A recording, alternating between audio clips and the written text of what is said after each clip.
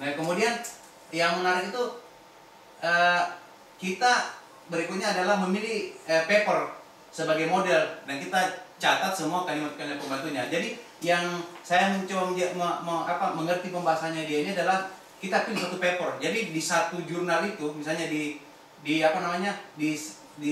jurnal itu kan kita bisa lihat paper yang mana ini yang paling orang suka baca, site bagus gitu ya. Jadi ada satu paper di dalam jurnal itu yang orang suka cite gitu. Nah itu kita harus ambil itu, artinya paper itu paper terbagus gitu loh di dalam jurnal itu gitu loh.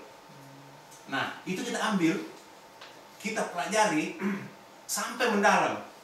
Jadi kita ambil sebagai model, kita pelajari gitu. Kita pelajari dari A sampai Z itu paper itu yang orang suka cite gitu ya. Jadi paper yang diterbitkan oleh jurnal itu dan banyak orang yang menggunakan sebagai cite untuk cite ke papernya dia gitu. Nah kita ambil sebagai model gitu. Kita kaji bagaimana modelnya dia nulis, bagaimana bahasanya. Misalnya kalau itu, kan pasti kita bisa. Tapi ya butuh waktu lagi itu kan yang boleh. Waktunya pasti lama lagi kan. Nah itu membaca juga satu papernya itu juga butuh waktu lama gitu. Mungkin satu atau dua ya, tapi kalau kita memang punya keterbatasan waktu ya kita ambil itu aja.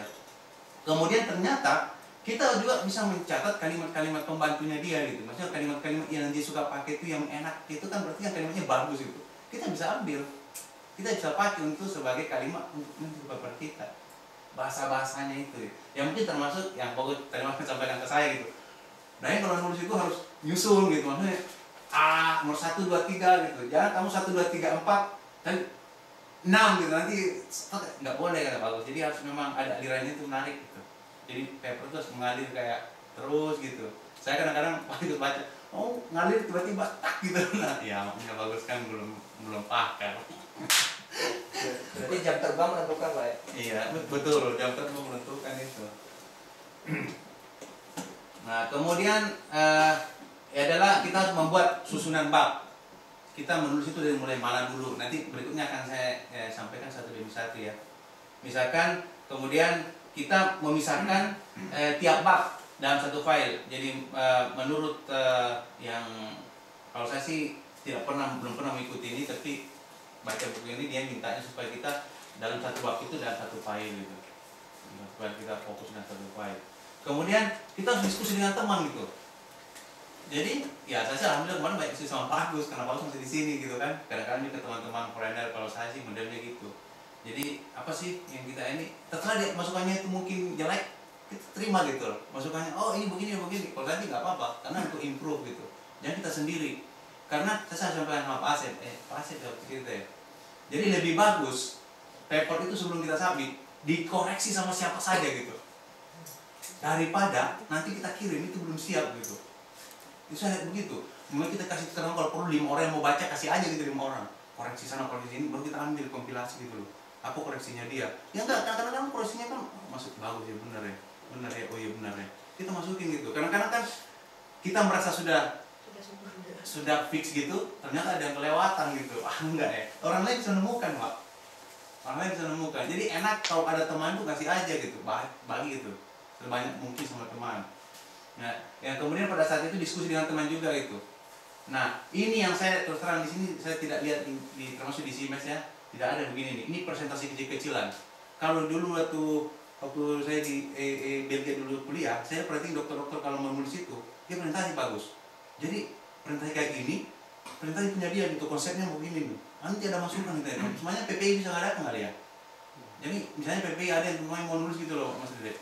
Nggak apa-apa kalau dia mau, tapi yang membangun gitu, maksudnya dia ngomong oh koreksi ini masih kurang karena saya kan tembakan sini apa sih orang punya kemampuan semua kan, oh ini mungkin perbaiki kali, ini mesti ini gitu, mungkin perlu kayak gitu. Jadi ada presentasi kecil-kecilan gitu ke teman-teman sharing gitu loh, ke siapa nggak, kalau kita kan nggak ada bagus ya, pas kalau mau gape aja ya. Seminar itu kan menunjukkan mahasiswa itu roadmapnya dari A sampai Z selama dia kuliah. Dari selama dia seminar pasti semua masukan ada dari member dari lab yang mengetahui masalah apa yang dia teliti. Mungkin itu yang lebih baik di manage dengan dengan baik oleh. Ya itu kalau ada bagus Pak, kalau itu ada bagus itu. Masa nggak ada di sini? Kalau kita nggak ada Pak. Mungkin kalau di kita kan presentasi Sabtu itu. hasil progres report dulu. Oh ya. Kalau yang dimaksud yang sini kan mungkin Udah jadi struktur draftnya. sudah jadi draft ininya kan. Papernya Jadi papernya itu mungkin ceritanya di mana? Iya, nah disampaikan ke teman-teman dalam bentuk presentasi kecil-kecilan gitu Pak. Itu penting untuk men-share, minta masukan sama teman-teman gitu. Atau misalnya kalau perlu ya, kalau perlu nih kita ajak teman, kita belikan kue-kue dong, ikut dong, atau beliin apa gitu kan? Dong gue presentasi nih, kan untuk menyempurnakan punya kita gitu Pak. Itu yang bikin datang. Ya nggak apa-apa, datang tapi kan memberikan masukan untuk kita punya. Ada kuenya. Jadi Pak. Nah kemudian yang berikutnya adalah kita menginventarisir hasil capaian kita yang paling utama itu apa sih dari sektor itu apa, nanti saya jelaskan satu kali berikutnya. Kemudian kita mencoba memikirkan bagaimana, misalnya saya mendapatkan sesuatu nih, bagaimana yang saya dapatkan itu, yang inti itu orang bisa kena gitu ke dia. Bagaimana yang saya dapatkan itu orang mungkin kita ngerti gitu loh, ketika nulis kan, oh iya ngerti saya. Apakah yang kita dapatkan itu kita bisa transfer ke orang lain gitu. Nah itu yang perlu membutuhkan membutuhkan strategi juga. Itulah mungkin dalam penulisan itu bahwa kita harus membuat sesuatu kalimat itu yang bisa mentransfer ide kita ke orang lain gitu. Nah kadang-kadang kan mungkin kita idenya udah masuk ide orang lain belum bisa ngerti kan. Nah ketika kita menulis mungkin kita tulisan kita orang sudah ngerti belum tentu juga gitu. Jadi apa intinya menunjukkan maju utama itu ya bahasa yang mudah dan bahasa yang tidak terlalu panjang gitu. Nah ini yang penting juga, ini kita harus taruh di kepala kita bahwa referee itu seperti ini gitu. Bahwa referee itu orang tidak dibayar, orang referee itu orangnya lagi sibuk. Kita harus pikirkan itu yang kayak gitu. Jadi kita menulis itu harus pikirkan. Nanti yang baca itu bukan orang yang wajib membaca, kan tidak wajib kan? Ya kan, mau itu terserah dia. Jadi kita pikirkan itu bagaimana dia itu senang dengan ketika dia baru baca misalnya introduction kita gitu, baru baca abstrak kita, enak ini paper nih. Orang kan paper kan juga mungkin mau belajar kan, wah enak ini, baru dia baca misalnya abstraknya, wah senang nih, udah keep, langsung balaskan, iya saya mau jadi referee-nya gitu. Nah ini harus kita pentingkan bahwa referee itu adalah orang yang kita tawarkan jualan gitu. Mau nggak nih, boleh nih punya saya nih, apa? Ini ada saya punya paper nih, enak nggak gitu kan, bisa aja gitu. Jadi kita harus berpikir bahwa kita menjual kita punya tulisan kita ke dia. Jadi kita betul-betul harus, makanya waktu itu tidak bisa pendek itu ternyata. Ini kita harus memikirkan mereka bagaimana gitu.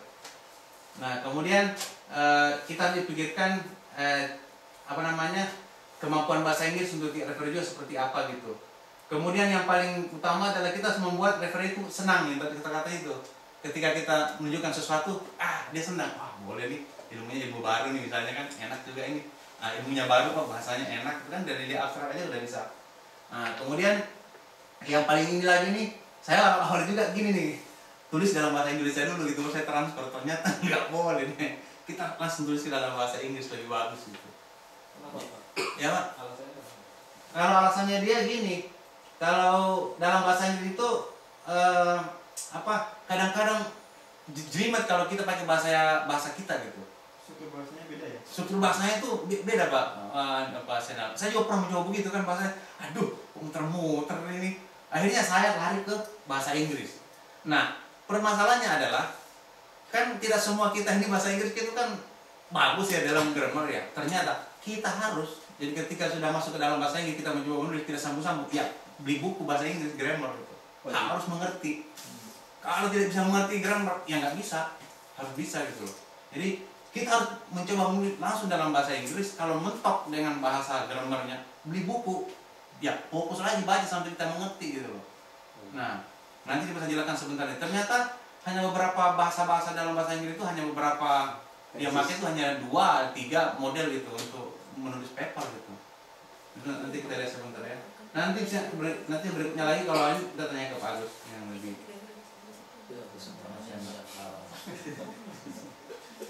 Nah ini sudah pertama tadi.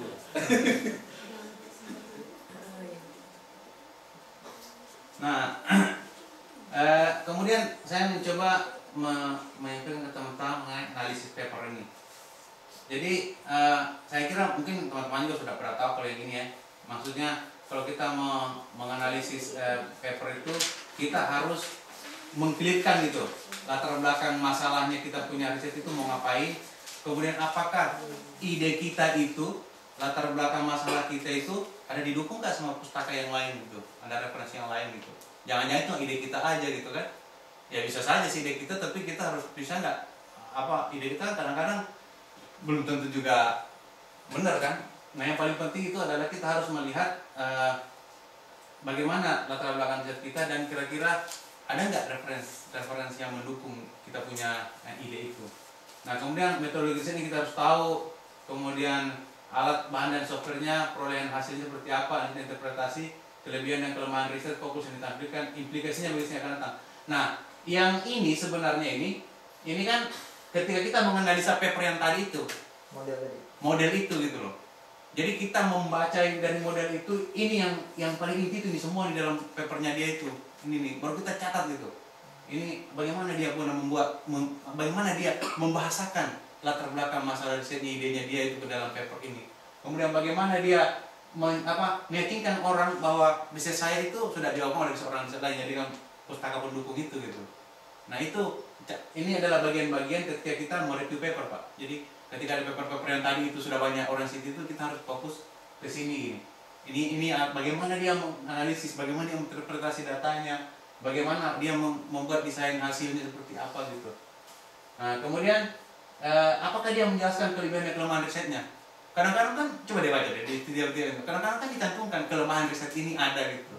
Iya, terutama di IST itu. IST itu setiap penulis dia Pak, dia di akhir itu menentukan kelemahan risetnya gitu. Saya baca, oh iya dia menentukan riset ini terbatas pada gitu. Nah, jadi dia ngaku bahwa riset ini terbatas pada gitu. Itu diinginkan nggak sama jurnal itu misalnya? Ya kan, di jurnal tersebut itu dia minta nggak itu? Misalnya beberapa jurnal kita lihat, oh iya ternyata dia berarti kewajiban untuk menulis gitu di sini. Ada juga jurnal nggak minta itu.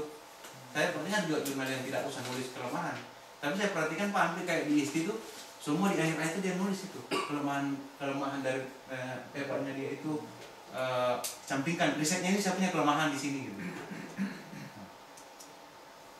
Kemudian itu ya pasti berimplikasi ketika kita menulis kelemahan riset kita kan, itu artinya membuka peluang untuk orang lain untuk riset